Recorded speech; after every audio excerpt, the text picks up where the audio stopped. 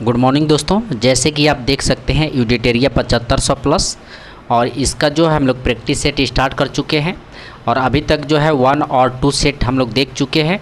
आज जो हम लोग देखेंगे प्रैक्टिस सेट नंबर 3 से देखेंगे। तो आइए स्टार्ट करते हैं। प्रैक्टिस सेट 3 का पहला क्वेश्चन दिया हुआ है आपको, पंजाब के विलय के संबंध में निम्नलिखित में से कौन सा कथन असत्य है। ध्यान रखेंगे कौन सा कथन असत्य पूछा है। पहला ऑप्शन दिया है 29 मार्च 1849 को गवर्नर जनरल की ओर से घोषणा हुई कि पंजाब राज्य समाप्त हो गया है। तो ये बिल्कुल सही है। और उस समय गवर्नर जनरल कौन था? तो लॉर्ड डलहौजी था। ध्यान रखेंगे लॉर्ड डलहौजी का कार्यकाल था। सेकेंड ऑप्शन है महाराजा दिलीप सिंह के सभी प्रदेश भारतीय ब्रिटिश साम्राज्य का हिस्सा बन गया था। तो ये भी बिल्कुल सही है। थर्ड ऑप्शन है दिलीप सिंह को 2,50,000 वार्षिक पेंशन दी गई।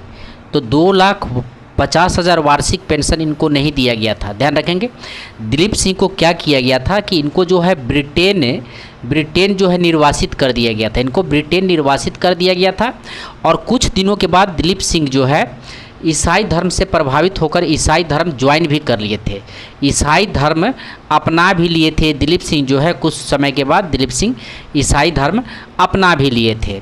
ठीक है, तो इसका जो आंसर असत्य पूछा है तो इसका आंसर सी हो जाएगा। ठीक है, बाकी दोनों ऑप्शन सही है। और ध्यान रखेंगे पंजाब का विलय कब हुआ था? तो 1849 में। पंजाब का विलय कब हुआ था? 1849 में। आइए सेकेंड क्वेश्चन देखते हैं। किस वर्ष से भारतीय राष्ट्रीय कांग्रेस की कार्यवाही में महिलाओं ने भाग लेना प्रारंभ किया था?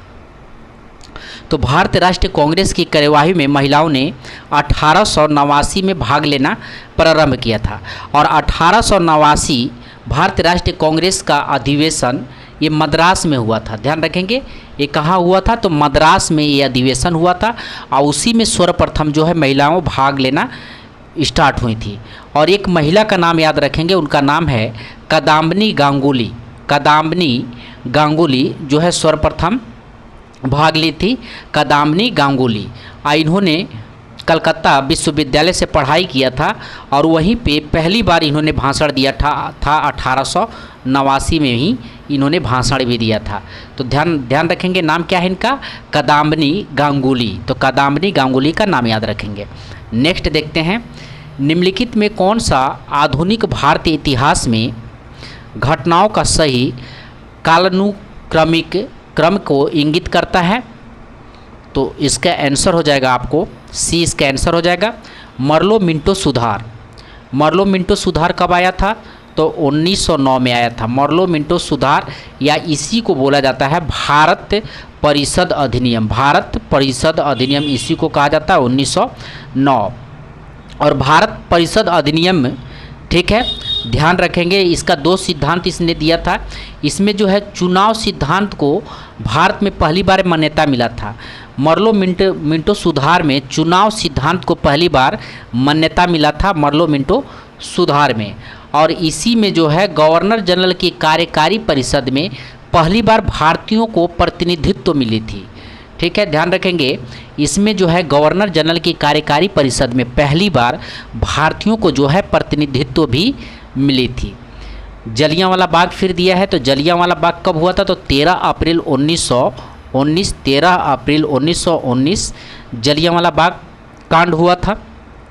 उसके बाद गांधी इरविन समझौता दिया है, तो गांधी इरविन समझौता 1931 यानी इसका 5 मार्च 1931 लंदन में हुआ था। ये इसको द्वितीय गोलमेज सम्मेलन भी कहा जाता है। और उस समय वायसराय थे लॉर्ड इरविन। ठीक है, तो लॉर्ड इरविन और गांधी के बीच हुआ था। ध्यान रखेंगे लॉर्ड इरविन और गांधी के बीच में हुआ था। ठीक है, और इसमें जो है 2 शर्त रखा गया था। पहला शर्त रखा गया था कि हिंसा के आरोपियों को छोड़ करके सभी राजनीतिक बंदियों को रिहा किया जाए और समुद्र के किनारे नमक बनाने के लिए आम आदमी को भी मौका दिया जाए। ठीक है, तो ध्यान रखेंगे। उसके बाद अगस्त प्रस्ताव दिया है, तो अगस्त प्रस्ताव 1940 में हुआ था। अगस्त प्रस्ताव यानी 8 अगस्त 1940 में हुआ था। और उस समय वायसराय कौन था? तो लॉर्ड लिनलिथगो, ध्यान रखेंगे, उस समय वायसराय था। आइए नेक्स्ट क्वेश्चन देखते हैं। भारत छोड़ो प्रस्ताव की निम्नलिखित में से किसने अनुशंसा की थी? तो भारत छोड़ो प्रस्ताव की अनुशंसा जवाहरलाल नेहरू ने किया था। भारत छोड़ो प्रस्ताव की अनुशंसा कौन किया था? तो जवाहरलाल नेहरू ने किया था। ध्यान रखेंगे, जवाहरलाल नेहरू ने किया था। और 8 अगस्त 1942 महात्मा गांधी द्वारा जो है ये पारित किया गया था। महात्मा गांधी द्वारा पारित किया गया था। और शुरू कब हुआ था? तो 9 अगस्त 1942 को शुरू हुआ था। 9 अगस्त 1942 को जो है शुरू हुआ था। अब भारत छोड़ो शब्द कौन गढ़ा था? तो ध्यान रखेंगे, यूसुफ मेहर अली जो है भारत छोड़ो शब्द जो है गढ़ा था, यूसुफ मेहर अली जो है गढ़ा था। अब भारत छोड़ो आंदोलन 1942 में, ठीक है, का कांग्रेस का अधिवेशन में जो है बॉम्बे में हुआ था। ध्यान रखेंगे, कांग्रेस का अधिवेशन कहाँ हुआ था? बॉम्बे में हुआ था। और उस अधिवेशन के अध्यक्ष कौन थे? तो अब्दुल कलाम आज़ाद थे। उस अधिवेशन के अध्यक्ष कौन थे? तो अब्दुल कलाम आज़ाद थे। तो इतनी बातें यहाँ से याद रखेंगे। आइए नेक्स्ट देखते हैं। 1942 में भारत छोड़ो आंदोलन के दौरान शहीद हुए किस महिला को बूढ़ी गांधी, एक क्वेश्चन छूट गया है, उसको हम लोग देख लेते हैं पहले। 5वां नंबर क्वेश्चन, किस स्वतंत्र संग्रामी सेनानी ने लाठी और अखाड़ा क्लब की स्थापना की थी? तो लाठी और अखाड़ा क्लब की स्थापना मास्टर सूर्य सेन, ठीक है, बाल गंगाधर तिलक ने किया था। ध्यान रखेंगे, लाठी और अखाड़ा क्लब का स्थापना कौन किया था? बाल गंगाधर तिलक ने किया था। ठीक है, बाल गंगाधर तिलक ने किया था, इसको याद रखेंगे। बाल गंगाधर तिलक का जन्म कब हुआ था? तो बाल गंगाधर तिलक का जन्म हुआ था 23 जुलाई, ठीक है, 23 जुलाई 1856 में हुआ था। बाल गंगाधर तिलक का जन्म जो है 23 जुलाई 1856 में हुआ था। और इनका बचपन का नाम क्या था बाल गंगाधर तिलक का? तो ध्यान रखेंगे, केशव गंगाधर इनका बचपन का नाम था। केशव गंगाधर तिलक इनका बचपन का नाम था। ठीक है, और इनका जो है एक नारा प्रसिद्ध है, स्वराज मेरा जन्मसिद्ध अधिकार है और इसे मैं लेकर ही रहूँगा। और इन्होंने कहा था ये बात 1916 में कहा था। 1916 कर्नाटक के बेलगाम में ये बात कही थी। कर्नाटक के बेलगाम में जो है बात कही थी। और बाल गंगाधर तिलक को अशांति का जनक किसने कहा था? अशांति का जनक किसने कहा था? तो ध्यान रखेंगे, वैलेंटाइन चिरोल जो है ये ब्रिटिश पत्रकार था। इसी ने अशांति का जनक बाल गंगाधर तिलक को कहा था। ठीक है, आधुनिक भारत का निर्माता किसे कहा जाता है? तो ये बाल गंगाधर तिलक को ही कहा जाता है। और ये कहे थे महात्मा गांधी कहे थे, ध्यान रखेंगे। और अप्रैल 1916 में बॉम्बे में होम रूल की स्थापना कौन किया था? तो बाल गंगाधर तिलक ही ने किया था 1916 में। ठीक है, 1916 में बॉम्बे में होम रूल की स्थापना किसने किया था? तो ये भी बाल गंगाधर तिलक ने ही किया था। ठीक है, और ये कांग्रेस में शामिल कब हुए थे? तो 1890 में शामिल हुए थे। 1890 में जो है बाल गंगाधर तिलक जो है कांग्रेस में शामिल हुए थे। और इन्होंने, इनकी 2 पत्रिका फेमस है, केसरी और मराठी। ठीक है, ध्यान रखेंगे, केसरी और मराठा। ठीक है, मराठा जो है अंग्रेजी में है। ठीक है, और इनकी मृत्यु कब हुई थी? तो इनकी मृत्यु हुई थी आपको 1920 में। बाल गंगाधर तिलक की मृत्यु कब हुई थी? 1920 में हुई थी। तो इतनी बातें याद रखेंगे, फेमस मैन है तो इनसे क्वेश्चन जरूर आता है। नेक्स्ट देखते हैं, 1942 में भारत छोड़ो आंदोलन के दौरान शहीद हुए किस महिला को बूढ़ी गांधी कहा जाता है? तो ध्यान रखेंगे, मातंगी हजारा को जो है बूढ़ी गांधी भी कहा जाता है। मातंगी हजारा को बूढ़ी गांधी भी कहा जाता है। और 1942 में ध्यान रखेंगे, भारत छोड़ो आंदोलन 1942 में जब ये आंदोलन कर रही थी तो पुलिस इनको जो है गोली लग गई थी और वहीं पे जो है ये शहीद हो गई थी। तो इन्हीं को बूढ़ी गांधी भी कहा जाता है, तो ध्यान रखेंगे। दीनबंधु सार्वजनिक सभा की स्थापना किसके द्वारा की गई थी? तो दीनबंधु सार्वजनिक सभा का स्थापना ज्योतिबा फूले के द्वारा की गई थी। दीनबंधु सार्वजनिक सभा का स्थापना ज्योतिबा फूले के द्वारा की गई थी। ठीक है, कब की गई थी? तो ध्यान रखेंगे 1884 में। 1884 पुणे महाराष्ट्र में किया गया था। पुणे महाराष्ट्र में किया गया था। ठीक है, पुणे महाराष्ट्र में किया गया था। ठीक है, नेक्स्ट क्वेश्चन देखते हैं। सैयद वंश के सुल्तान का सही कालक्रम क्या है? तो सैयद वंश के सुल्तान का सही कालक्रम क्या है? तो सैयद वंश का संस्थापक कौन है? तो खिरिज खां है। सैयद वंश का संस्थापक कौन है? तो खिरिज खां है। 1414 में इसने स्थापना किया था सैयद वंश का। ठीक है, उसके बाद जो है इसका उत्तराधिकारी इसका पुत्र होता है मुबारक शाह। इसका उत्तराधिकारी कौन? इसका पुत्र मुबारक शाह। उसके बाद जो है आते हैं आपका मोहम्मद शाह। ठीक है, उसके बाद अलाउद्दीन आलम शाह अंतिम होता है। सैयद वंश का अंतिम शासक कौन था? अलाउद्दीन आलम शाह था। ठीक है, अलाउद्दीन आलम शाह 1491। ठीक है, 1491। ठीक है, तो इसका ऑप्शन हो जाएगा खिरिज खां और मुबारक शाह, मोहम्मद शाह, यानी इसका सी ऑप्शन सही हो जाएगा। नेक्स्ट क्वेश्चन देखते हैं। नेक्स्ट 9 नंबर क्वेश्चन है, रुद्रमा के संदर्भ में निम्नलिखित कथनों पर विचार कीजिए एवं उसके बारे में सही कथन चुनिए। तो रानी रुद्रमा वरंगला के काकतीय वंश की चौथी स्वतंत्र शासिका थी। तो इसका ये ऑप्शन सही है। रानी रुद्रमा जो है वरंगला की काकतीय वंश की चौथी स्वतंत्र शासिका थी, तो बिल्कुल ये सही है। दूसरा ऑप्शन है, उसने दक्षिण तमिलनाडु के पांडे, उड़ीसा के पूर्व गंग शासकों, देवगिरी के सोन शासकों को पराजित किया था। तो ये जो है गलत है। ठीक है, ये जो है गलत है। या तो ये, तो इसका आंसर हो जाएगा आपको केवल 1 सही हो जाएगा, केवल 1 सही हो जाएगा। तो रुद्रमा देव का याद रखेंगे। रुद्रमा देवी थी, इनका कार्यकाल कब से? 1263 से लेकर के 1289 तक था। रुद्रमा देवी का कार्यकाल कब से? तो 1263 से लेकर 1289। एक काकतीय राजवंश की एक रानी थी और वरंगला को इन्होंने अपनी राजधानी बनाई थी। वरंगला कहाँ पड़ता है? तो तेलंगाना में। वरंगला कहाँ पड़ता है? तो तेलंगाना में, ध्यान रखेंगे। आइए नेक्स्ट क्वेश्चन देखते हैं।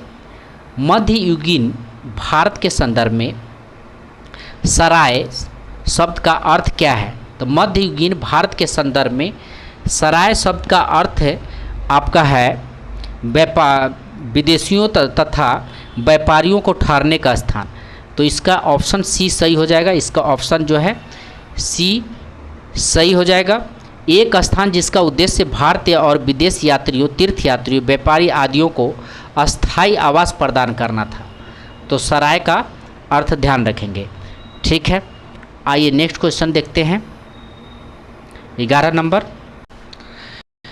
निम्नलिखित कथनों पर विचार कीजिए। पहला ऑप्शन है इल्तुतमिश ने सिजदा, ठीक है, सॉरी, इल्तुतमिश ने सिजदा यानी दंडवत तथा पैबोस सम्राट के पैर चूमना की प्रथा राजा के प्रति सामान्य अभिवादन दर्शाने के रूप में आरंभ किया था। तो ये तो बिल्कुल बात सही है, लेकिन इल्तुतमिश ने ही नहीं प्रारंभ किया था, ये बलबन ने प्रारंभ किया था। ठीक है, बलबन ने प्रारंभ किया था, ये बात ध्यान रखेंगे। तो ये बलबन ने प्रारंभ किया था, तो ये क्या हो जाएगा? गलत हो जाएगा। इल्तुतमिश दिया है तो बलबन ने प्रारंभ किया था, तो ये कथन गलत है। फिर सेकेंड ऑप्शन दिया है, बलबन ने चांदी का टाँका तथा तांबे का जीतल मुद्रा के रूप में प्रचलित किया था। तो बलबन ने प्रचलित नहीं किया था, इल्तुतमिश ने प्रचलित किया था चांदी को टाका और तांबे को जितल मुद्रा के रूप में प्रचलित कौन किया था? तो इल्तुतमिश ने प्रचलित किया था। तो दोनों ही ऑप्शन क्या है? गलत है। तो इसका आंसर डी हो जाएगा, न तो 1 न तो डी। आइए नेक्स्ट क्वेश्चन देखते हैं 12 नंबर। निम्नलिखित में कौन गुप्तकालीन प्रशासनिक विभाजन का सही अनुक्रम है?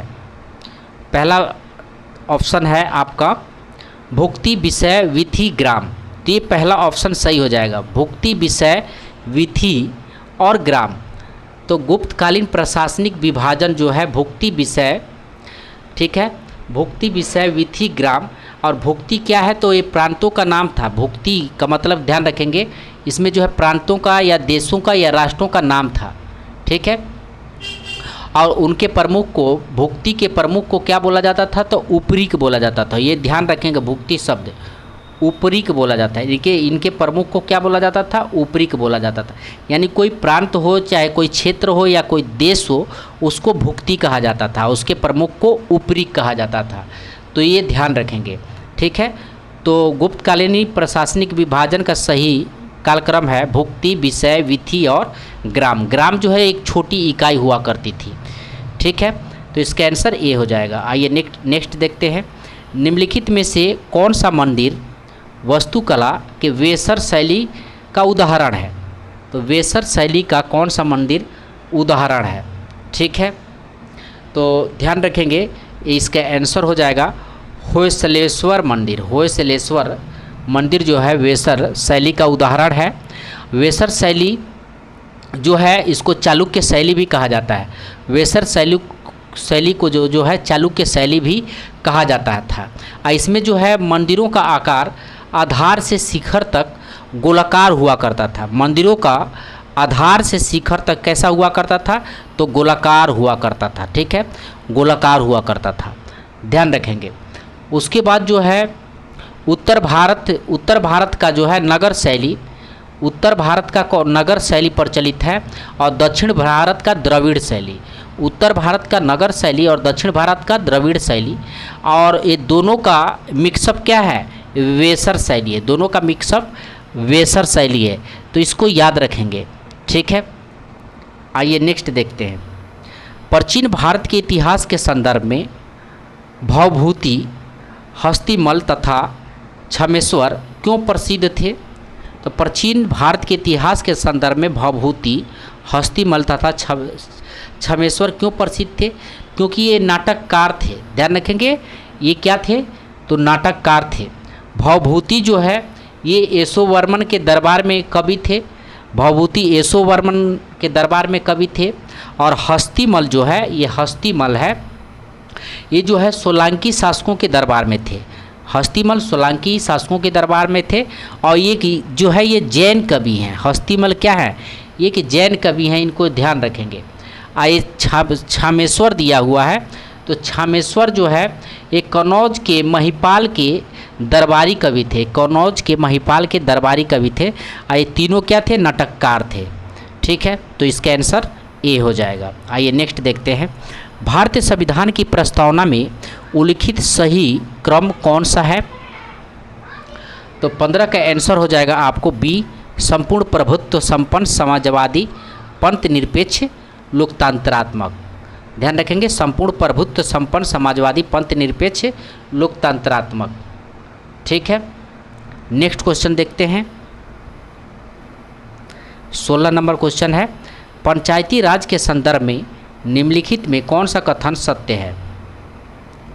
ठीक है, पहला ऑप्शन है पंचायत समिति और जिला परिषद अध्यक्ष प्रत्यक्ष निर्वाचित सदस्यों से गठित होता है, तो ये बिल्कुल असत्य है, ठीक है। दूसरा ऑप्शन है पंचायती स्तर चुनाव लड़ने की न्यूनतम आयु 18 वर्ष होनी चाहिए, तो ये भी बिल्कुल असत्य है, 21 वर्ष होनी चाहिए। कितना होनी चाहिए? 21 वर्ष। नेक्स्ट है पंचायती राज संस्थाओं का चुनाव राज्य चुनाव आयोग के पर्यवेक्षण में होता है, तो ये बिल्कुल सही है, ठीक है। पंचायती राज संस्थाओं का चुनाव राज्य चुनाव आयोग के पर्यवेक्षण में होता है। नेक्स्ट क्वेश्चन देखते हैं। केंद्र और राज्य के मध्य वैधानिक शक्तियों का बंटवारा किस अनुसूची में वर्णित है? तो केंद्र और राज्य के मध्य वैधानिक शक्तियों का बंटवारा जो है किस अनुसूची में, तो 7वीं अनुसूची में। ठीक है, राज्य सूची, समवर्ती सूची और संघ सूची, ध्यान रखेंगे, राज्य सूची, समवर्ती सूची और संघ सूची के रूप में बांटा गया है। ये जो है 7वीं अनुसूची में है। ठीक है, ध्यान रखेंगे। आइए नेक्स्ट क्वेश्चन देखते हैं। मौलिक अधिकारों को लागू करने के लिए किस न्यायालय द्वारा जारी किया जाता, किसी न्यायालय द्वारा जारी किया जाता है। तो मौलिक अधिकारों को लागू करने के लिए किसी न्यायालय द्वारा क्या जारी किया जाता है, तो समादेश जारी किया जाता है। ध्यान रखेंगे, मौलिक अधिकारों को लागू करने के लिए किसी न्यायालय द्वारा समादेश जारी किया जाता है। ठीक है, नेक्स्ट क्वेश्चन देखते हैं। प्राकृतिक पर्यावरण की रक्षा किस प्रकार का संवैधानिक अधिकार है। तो प्राकृतिक पर्यावरण की रक्षा किस प्रकार का संवैधानिक अधिकार है, तो ये मौलिक कर्तव्य है, मौलिक कर्तव्य है। ठीक है, मौलिक क्या है, मौलिक कर्तव्य है, ध्यान रखेंगे। नेक्स्ट देखते हैं। भारत ध्वज संहिता के प्रावधानों के अनुसार भारतीय निकाय के मानकों को लागू करने के लिए निम्नलिखित निकायों में से कौन सा प्रभारी है। तो ये आपको भारतीय मानक ब्यूरो प्रभारी है, भारतीय मानक ब्यूरो प्रभारी है। ठीक है, आइए नेक्स्ट क्वेश्चन देखते हैं। नीचे दिए गए 4 युग्म में से कौन सा युग्म सही सम्मिलित नहीं है। तो पहला ऑप्शन दिया है शुष्क वन अनुसंधान संस्थान, तो ये जोधपुर में है, ये बिल्कुल सही है। शुष्क वन अनुसंधान संस्था कहाँ है, ये जोधपुर में है। उसके बाद दिया है हिमालयन वन अनुसंधान संस्थान, ये देहरादून में दिया है, तो ये गलत है। ठीक है, हिमालय वन अनुसंधान संस्थान कहाँ है, हिमाचल प्रदेश में है, हिमाचल प्रदेश में, ध्यान रखेंगे। वर्षा वन अनुसंधान संस्थान, तो ये जोरहाट में है, जोरहाट में है यानी असम में है, जोरहाट असम में है। वर्षा वन अनुसंधान संस्थान ये जोरहाट असम में है। उष्ण कटिबंधीय वन अनुसंधान संस्थान, तो ये जबलपुर में है। उष्ण कटिबंधीय वन अनुसंधान संस्थान कहाँ है, ये जबलपुर में है यानी मध्य प्रदेश में है। ठीक है, आइए नेक्स्ट क्वेश्चन देखते हैं। भारत में कोयला खनन की महत्वपूर्ण घटनाओं पर विचार कीजिए तथा इन्हें सही कालक्रमों में व्यवस्थित कीजिए। तो इसमें कूट दिया है, तो कूट के साथ हम लोग इसको देखेंगे। ठीक है, तो पहला दिया है रानीगंज में कोयले का प्रथम उत्पादन है, तो ये बिल्कुल सही है। रानीगंज में जो है कोयले का प्रथम उत्पादन है, कब हुआ था, तो ये ध्यान रखेंगे 1774 में, 1774 में। कोल इंडिया लिमिटेड CIL की स्थापना, कोल इंडिया लिमिटेड CIL की स्थापना कब हुआ था इसका, तो ये कोल इंडिया लिमिटेड की स्थापना हुआ था 1975 में, 1975 में हुआ था, ध्यान रखेंगे 1975 में हुआ था। कोयला खदानों का राष्ट्रीयकरण, तो कोयला खदानों का राष्ट्रीयकरण हुआ था आपको 1973 में हुआ था, 1973 में हुआ था। राष्ट्रीय कोयला विकास निगम की स्थापना, तो राष्ट्रीय कोयला विकास निगम की स्थापना हुआ था 1956 में हुआ था, 1956 में हुआ था। तो अब देखते हैं। ठीक है, तो 1774, 1956। ठीक है, तो सबसे पहले कौन आएगा, पहला ऑप्शन 1774 वाला। 1774 के बाद उसके बाद आपका हो जाएगा 1973, 1973 यानी आपका इसका आंसर हो जाएगा डी, इसका आंसर हो जाएगा। ठीक है, 22 का डी इसका आंसर हो जाएगा पहला। उसके बाद 1956 राष्ट्रीय कोयला विकास निगम, उसके बाद जो है कोयला खदान का राष्ट्रीयकरण 1973, उसके बाद कोल इंडिया लिमिटेड की स्थापना 1975। ठीक है, तो इसका डी आंसर हो जाएगा। आइए नेक्स्ट क्वेश्चन देखते हैं। भारत का कौन सा राज्य चूना पत्थर या जिप्सम नामक और जस्ता के भंडारण के लिए प्रसिद्ध है, तो ये राजस्थान प्रसिद्ध है। ध्यान रखेंगे, चूना पत्थर, जिप्सम, नमक और जस्ता के लिए भंडारण के लिए प्रसिद्ध है, तो राजस्थान जो है प्रसिद्ध है। आइए नेक्स्ट क्वेश्चन देखते हैं।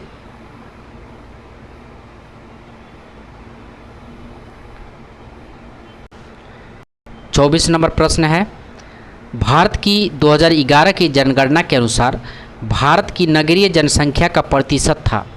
तो भारत की नगरीय जनसंख्या का प्रतिशत कितना था? तो 31.2% था। 31.2% था।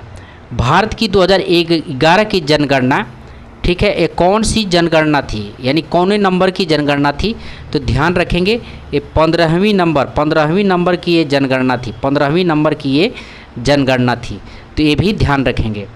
नेक्स्ट देखते हैं, नैनो टेक्नोलॉजी का जनक किसे कहा जाता है?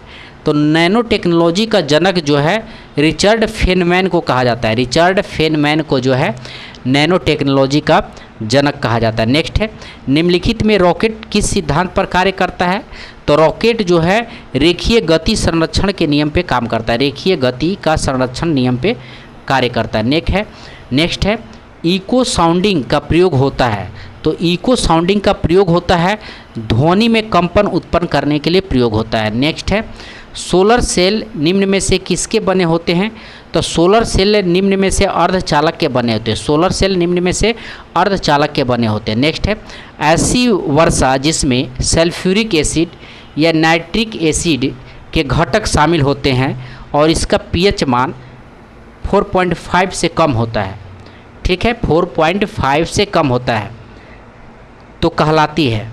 तो ये कहलाती है आपको अम्ल वर्षा कहलाती है। ध्यान रखेंगे, अम्ल वर्षा कहलाती है। नेक्स्ट है, जहरीली गैसों को खत्म करने के लिए उत्प्रेरक रूपांतरणों में निम्नलिखित में से किस धातु का उपयोग उत्प्रेरक के रूप में किया जाता है?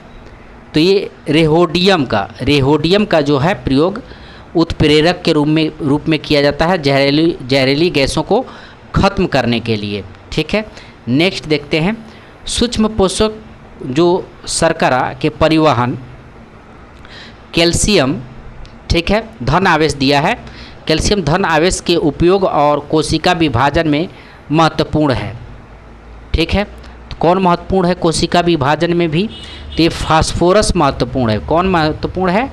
फास्फोरस, इसका आंसर हो जाएगा। नेक्स्ट है, किस खाद्य पदार्थ में सभी आवश्यक एमिनो अम्ल पाए जाते हैं? तो सभी आवश्यक अमीनो अम्ल पाए जाते हैं, तो अंडा में सभी आवश्यक अमीनो अम्ल पाए जाते हैं। नेक्स्ट है, निम्नलिखित युग्मों में से कौन सा एक सम्मिलित नहीं है? सम्मिलित नहीं है तो पेडोलॉजी दिया है, पौधों का जीवाश्मों का अध्ययन। ठीक है, तो पेडोलॉजी में क्या अध्ययन होता है? तो मृदा का अध्ययन होता है। ध्यान रखेंगे, मृदा का अध्ययन होता है। तो ये ऑप्शन जो है सम्मिलित नहीं है। पहला जो है क्या हो गया? गलत हो गया। ठीक है, पहला जो है 33 नंबर क्वेश्चन का गलत हो गया। पेडोलॉजी मृदा का अध्ययन है। एंथोलॉजी फूलों का अध्ययन सही है।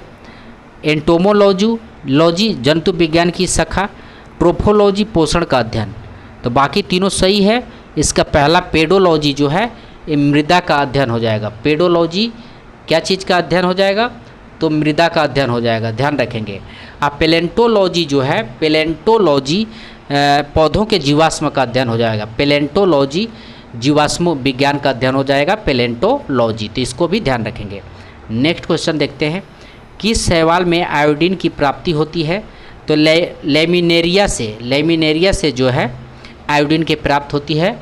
लेमिनेरिया से जो है आयोडीन की प्राप्त होती है और ये भूरे रंग का शैवाल होता है। भूरे रंग का शैवाल होता है। नेक्स्ट देखते हैं, निम्नलिखित में से कौन सा धातु अम्ल से अभिक्रिया करके आसानी से हाइड्रोजन गैस विस्थापित कर देता है?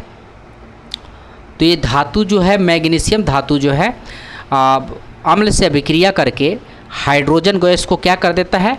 तो विस्थापित कर देता है। तो इसका जो है ये ऑप्शन सही हो जाएगा। नेक्स्ट क्वेश्चन देखते हैं, हरगोविंद खुराना को किस आविष्कार के लिए सम्मानित किया गया था? तो हरगोविंद खुराना को के लिए जो है जीन का संश्लेषण के लिए सम्मानित किया गया था। जीन का संश्लेषण के लिए सम्मानित किया गया था। नेक्स्ट है, निम्नलिखित में कौन सा पौधा कीट पकड़ता है? निम्नलिखित में कौन सा पौधा कीट पकड़ता है? तो इसका आंसर हो जाएगा आपको नेपेनथेस। ध्यान रखेंगे, नेपेनथेस जो है पौधा कीट भी पकड़ता है। नेपेंथेस पौधा जो है कीट भी पकड़ता है। नेक्स्ट है, निम्नलिखित में से किस विटामिन की कमी से सीलियक रोग, ध्यान रखेंगे, सीलियक रोग हो जाता है? तो ये हो जाता है आपको सीलियक रोग विटामिन B12 की कमी से जो है सीलियक रोग हो जाता है, विटामिन B12 की कमी से। नेक्स्ट देखते हैं, कोशिकाओं में मौजूद जेली जैसा तरल पदार्थ कहलाता है। तो जेली जैसा तरल पदार्थ क्या कहलाता है? तो कोशिका द्रव्य कहलाता है। कोशिकाओं में मौजूद जेली जैसा तरल पदार्थ कोशिका द्रव्य कहलाता है। ठीक है, ये जीव द्रव्य दिया है तो ध्यान रखेंगे, कोशिका द्रव्य और केंद्रक द्रव्य जब मिलते हैं तो जीव द्रव्य का निर्माण होता है। तो ऐसे सब क्वेश्चन जो है बहुत गहराई से पढ़िएगा। यहाँ पे जीव द्रव्य भी दिया है और कोशिका द्रव्य भी दिया हुआ है। तो जेली जैसा तरल पदार्थ कोशिका द्रव्य। नेक्स्ट क्वेश्चन देखते हैं, पादपों के विभिन्न प्रजातियों के दीर्घकालीन संरक्षण की तकनीकी कौन सी है? तो ये है आपको in vitro gene bank, in vitro gene bank है। नेक्स्ट देखते हैं, पर्यावरण निष्पादन सूचकांक सर्वप्रथम कब जारी किया गया था? तो पर्यावरण निष्पादन सूचकांक सर्वप्रथम कब जारी किया गया था? तो ये 2002 में जारी किया गया था, 2002 में। नेक्स्ट है, बढ़ती शहर रोजगार के परिप्रेक्ष्य में ग्रामीण शहरी पलायन से संबंधित विरोधाभास के निम्नलिखित में से कौन सा मॉडल व्याख्या करता है? तो ये व्याख्या करता है हैरिस टोडरो मॉडल, ध्यान रखेंगे, हैरिस टोडरो मॉडल जो है व्याख्या करता है। नेक्स्ट देखते हैं 43 नंबर क्वेश्चन, सूची 1 और सूची 2 को जो है मिलाना है। ठीक है, तो अब देखें इसको, सूची 2 और सूची 1 को मिलाना है। ठीक है, मधुबनी, तो मधुबनी कहाँ है? बिहार में है। लेपाक्षी कहाँ है? तो आंध्र प्रदेश में है। पटचित्र कहाँ है? तो ये उड़ीसा में है। वारली कहाँ है? तो ये महाराष्ट्र में है, वारली महाराष्ट्र में है। तो इसका डी आंसर हो जाएगा। नेक्स्ट देखते हैं 44 नंबर क्वेश्चन है, फिलिप्स वक्र निम्नलिखित में से किसके मध्य संबंध स्थापित करता है? तो ध्यान रखेंगे, फिलिप्स वक्र निम्नलिखित में से किसके मध्य संबंध स्थापित करता है? तो ये जो है मुद्रास्फीति और बेरोजगारी के बीच में जो है फिलिप्स वक्र मध्य संबंध स्थापित करता है, मुद्रास्फीति और बेरोजगारी। नेक्स्ट देखते हैं, सूची 1 और सूची 2 को मिलान करना है। कोयला पर आधारित बिजली संयंत्र और राज्य में अवस्थिति कहलगांवा। ठीक है, तो कहलगांवा दिया है, तो कहलगांवा का हो जाएगा आपको कहलगांवा बिहार में। ठीक है, खरगोन, ये खरगोन जो है मध्य प्रदेश में। कोरबा जो है छत्तीसगढ़ में। कुड़गी जो है कर्नाटक में। ठीक है, तो इसका डी ऑप्शन सही हो जाएगा। नेक्स्ट देखते हैं, निम्नलिखित जोड़ी में से कौन सा जोड़ी सही सम्मिलित नहीं है पूछा है। ठीक है, तो इसका आंसर हो जाएगा डी जो है सही सम्मिलित नहीं है। बाकी जो सम्मिलित है देख लें, Adam Smith wealth of nation लिखे हैं, Adam Smith wealth of nations. J M Keynes general theory of employment, interest and money. Gunnar Myrdal Asian drama, तो ये सम्मिलित नहीं है। AFSPA पहली बार कहाँ लगाया गया था? तो ये लगाया गया था आपको 7वीं पूर्वोत्तर राज्य में। AFSPA पहली बार 7वीं पूर्व राज्य में लगाया गया था। नेक्स्ट है, मोर भारत का राष्ट्र पक्षी कब घोषित की गई है? मोर भारत का राष्ट्र पक्षी ये जो है 1963 में घोषित की गई। मोर भारत का राष्ट्र पक्षी 1963 में घोषित की गई। नेक्स्ट है, भारतीय मुद्रा बाजार के अंतर्गत निम्नलिखित में से कौन सम्मिलित नहीं है? कौन सम्मिलित नहीं है? तो भारतीय औद्योगिक विकास जो है भारतीय मुद्रा बाजार में सम्मिलित नहीं है। ठीक है, जो सम्मिलित है देख ले, भारतीय मुद्रा बाजार में सहकारी बैंक, वाणिज्यिक के पत्र और ट्रेजरी बिल, ये भारतीय मुद्रा बाजार में सम्मिलित है। सहकारी बैंक, वाणिज्यिक के पत्र और ट्रेजरी बिल। ठीक है, पोचमपल्ली किसके लिए प्रसिद्ध है? पोचमपल्ली ध्यान रखेंगे, पोचमपल्ली किसके लिए प्रसिद्ध है? तो पोचमपल्ली जो है बुनाई के लिए प्रसिद्ध है। पोचमपल्ली बुनाई के लिए प्रसिद्ध है।